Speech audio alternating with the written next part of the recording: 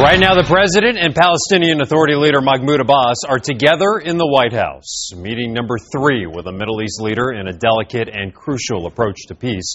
Fox 5's Tom Fitzgerald now with what's at stake.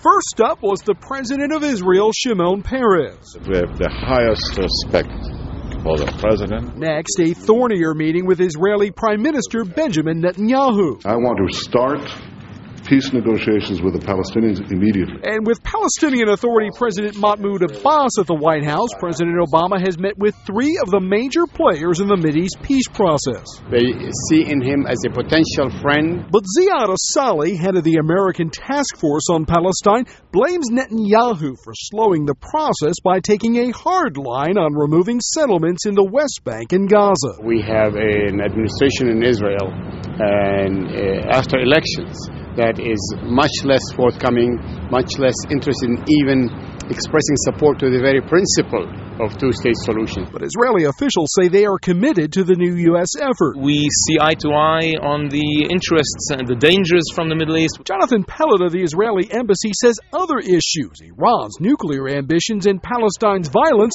are just as important as disagreements over settlements. That's an area where we need to bridge the gap, obviously, but the Prime Minister has stated very clearly that he's committed to not building new settlements, committed to dismantling the legal outposts. Just after taking office, President Obama named former U.S. Senator George Mitchell as his special envoy to the Middle East. Tamara Kaufman-Witz of the Brookings Institution says both sides have work to do before their work can begin. On the Israeli side, the major obligation is to halt settlement activity and dismantle illegal outposts.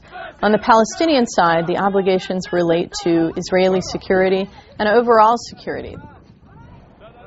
Now, the meeting wrapped up just a very short time ago with the President Obama echoing those statements you just heard there. The President said Palestinians must uphold their obligations to ensure security in the West Bank in order to halt the spread of Israeli settlements.